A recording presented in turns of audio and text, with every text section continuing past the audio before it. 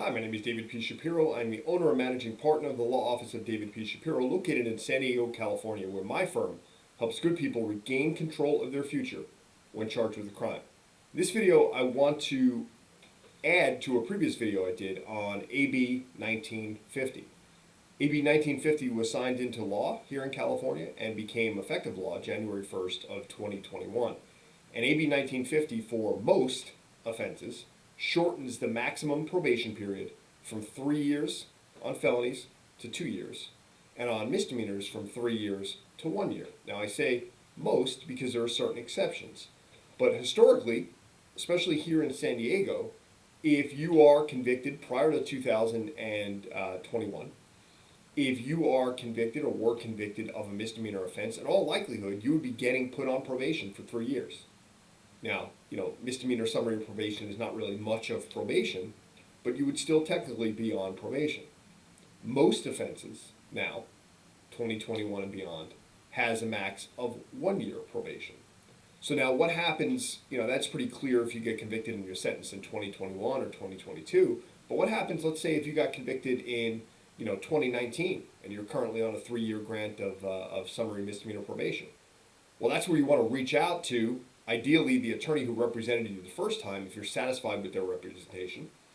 Okay, if you're comfortable that attorney in that law firm is up on the law, that attorney in that law firm is understanding how the changes in the law can benefit their current and former and potential clients, and reach out to that firm and inquire about whether or not your case is eligible for AB 1950 relief.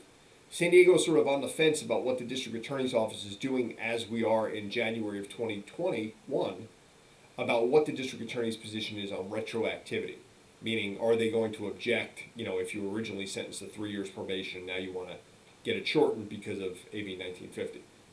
I think the court is going to grant it because, especially on misdemeanor probation, there's no real supervision.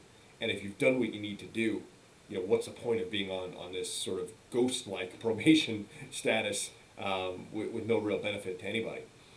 The other issue is on felony cases, and this is really, really important because felony probation, in addition to being onerous at times, having to check in with probation, having to test on probation, having to be searched while on probation, Fourth Amendment waivers as a condition of your probation, all of those things, there's also a cost of being supervised on formal felony probation.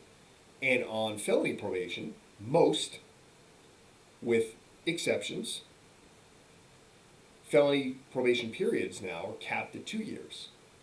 So if you get sentenced in 2021 or beyond on most offenses, you can no longer be sentenced to probation longer than 2 years. And same type of issue, right? What do we do about the people that sentenced to 3-year grants or 4-year grants that would otherwise apply for AB 1950 relief? Well, we start filing these petitions arguing that, hey, probation should be terminated nunc pro tunc, which is a fancy word, for back in time to that 2-year time lapse, right? And what do you do if you have someone, normally you try and terminate probation early? Well, that's usually discretionary with the judge, and the prosecutor has some say in that. But AB 1950 may give us that mandatory relief that so many clients want. So there's a lot out there in new laws in California, many of which may be to your benefit, but you have to know about it, right? And if you don't know about it, that's fine, because you're not, in all likelihood, a criminal defense lawyer who should be on top of it. But what you want to make sure is that you reach out to your former attorney, ask them about that, ask them if you qualify, ask them about what their plan is moving forward if they have one. And if they don't, or if you find them coming up short with information about AB 1950 or any new change in the law in California that may be to your benefit, you can always reach out to my firm at 619-295-3555, and we'll see what we do to give you the information you need to make a decision how best to move forward. 619-295-3555.